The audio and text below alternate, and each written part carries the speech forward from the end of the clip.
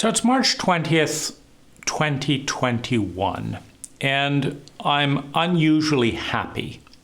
And so I want to look at some of the milestones that feel foundational on the journey from absolute terror, misery, PTSD, trauma, loneliness, addiction, not being able to cope, not being able to sleep, to this point of happiness over the past 6 years.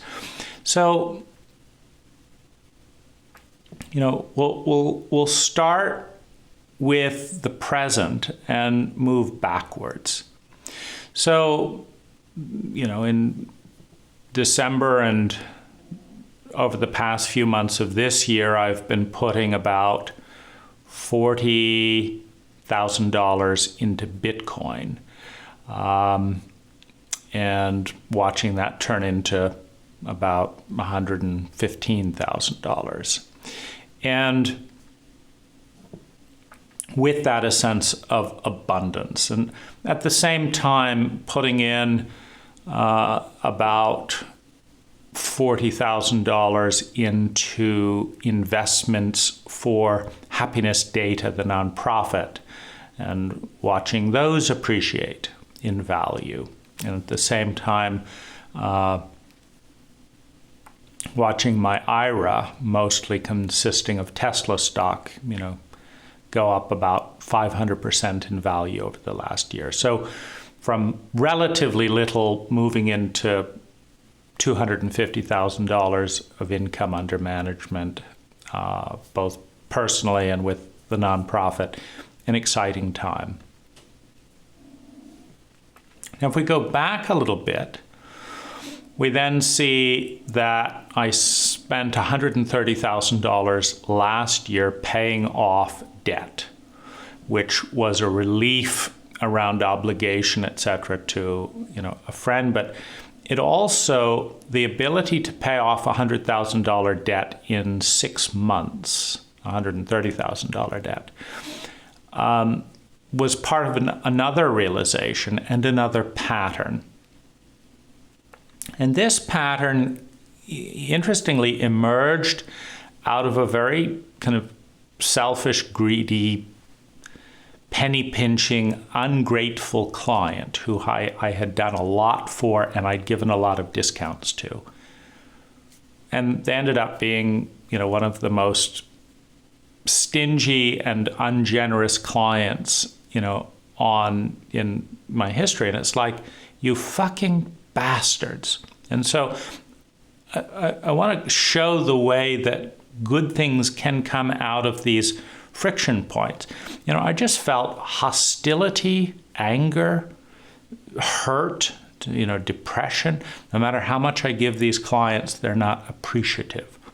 Now, when I went on to the next 2 clients, I said, I'm going to make a lot of money, and I'm not going to give any discounts. I'm just going to make a lot of money.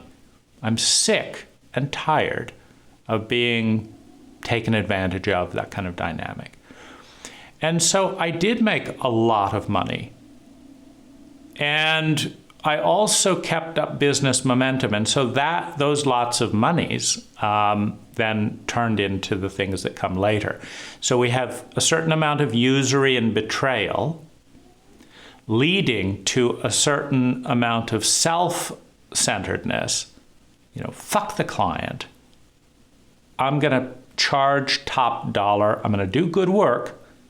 No more discounts. I'm going to make a lot of money. And being valued at that. So there's a process of me valuing myself for that, me putting myself first, and then making a lot of money, and then being valued more by the client. So the clients that I charged a lot of money were much nicer to deal with than the client I was giving all these deals and discounts to. And so, we're moving from, more of a victim fear dynamic and scarcity into more abundance and value.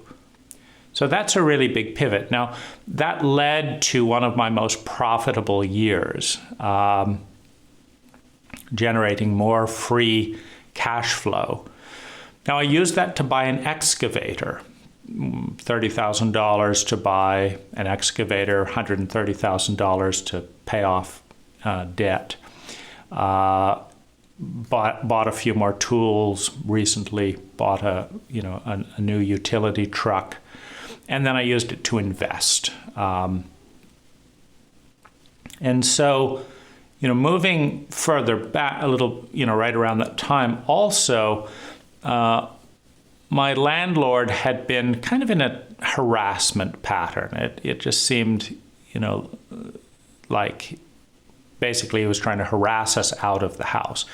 And I was terrified of moving because of the fear of the unknown, which is part of the symptoms of PTSD.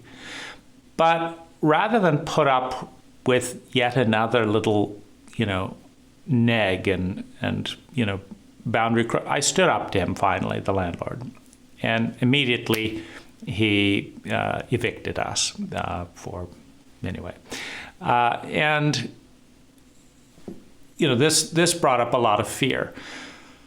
But rather than things getting worse, even though, our expenses went up by about, $12,000 or more a year, income was going up faster. The neighborhood was very nice. The home is lovely, so there's more spaciousness. The neighbors are far nicer. It's a beautiful place, and just as importantly, and more importantly perhaps, the landlord is ethical, conscientious. It's a great landlord. I interviewed for landlord, having gone through this abuse cycle. So a completely new living situation out of confronting the abuse dynamic and facing that fear. And I didn't know if it would work, but we made it work, meaning and so we're in a new home. So if we go back, a little bit earlier, we're still trying to appease clients with discounts and stuff. We're trying to appease the landlord in his harassment thing so that we can stay stable in our house. And, going back a little further, work is slow. There's this sense of scarcity. Going back still further, can I get my wife into the country? The United States, my government is the biggest impediment to me having a secure, stable, attached relationship by, running us through a year of harassment with blocking my wife from entering the country. No particular reason. It's nothing personal. It's just standard protocol to harass foreign spouses from entering the U.S. And it's terrible. But, so that, managing to get through that was a big ordeal at the time, consuming lots of money and time. Getting a dog, at some point to keep my wife company when she was banned from the U.S., and getting her a Thai apartment was a step in the right direction rather than a Philippine apartment, because the internet is so poor in the Philippines that you can't really have effective Skype communication. It's that bad. And how can you have a long-distance relationship? So getting, so if we go back, we have more and more investment in assets under management, then we have higher income, then we have buying an excavator, then we have the decision to charge high prices, then we have the decision to move from an abusive landlord to a healthier landlord, then we have the decision to get interested in investment in Tesla and Bitcoin. Then we have successfully making it to the U.S. Then we have buying a dog. Then we have the choice to connect with a lovely human being and grow together. Then we have, her passport and moving to Thailand, and the Thai apartment, a base in Thailand that's healthy. And then we have the movement towards constant movement towards videos. We have the decision to start a nonprofit and learn about it. We have various projects along those veins. Then we have the choice to go to Manila and Thailand for deep healing and do hundreds of hours of massage and healing work to kind of manage the sexual abuse that prompted this downward spiral. And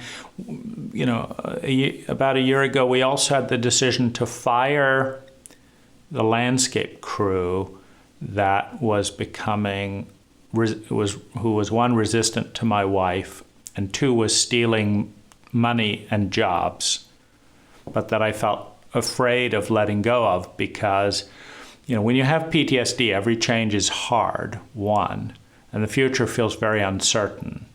And so, it was very frightening to lose a crew that clients generally enjoyed and wonder, can I get another one in this condition? Can I train another crew in a state of PTSD and, all this? My wife moving from working for someone else to working as manager within the company, that was a transition. And, her being able to make enough money to contribute to rent, her finding a new crew, the new crew doing relatively well, conflict going down with the crew. So all of these things, and then, more recently, the development of an app, and finding a graphic designer who can develop the app. And more recently, getting a good housekeeper when, my wife has not been keeping up with that area of her responsibility. And so, lifting that off of her and, securing a nice relationship with someone I enjoy being around, and also a cleaner house. And then alongside all of this has been the ability to work with videos like this more and more coherently, more and more enjoyably. So the talent of working with videos. Recently starting to play with radio control planes again. That's fun.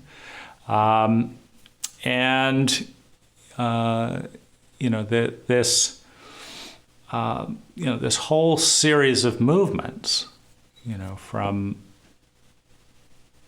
pain and uncertainty, separating from unhealthy relationships and moving towards a sense of, vision, studying on Audible and, listening to books, listening to YouTube channels, enjoying cooking, getting a great refrigerator. Our old landlord, as part of the harassment thing, was just making sure that the house got worse and worse every year. And, right after we got married, he replaced a big refrigerator that broke with a refrigerator that was 30% smaller than any fridge I'd used right when we needed a bigger one, and all the games about that.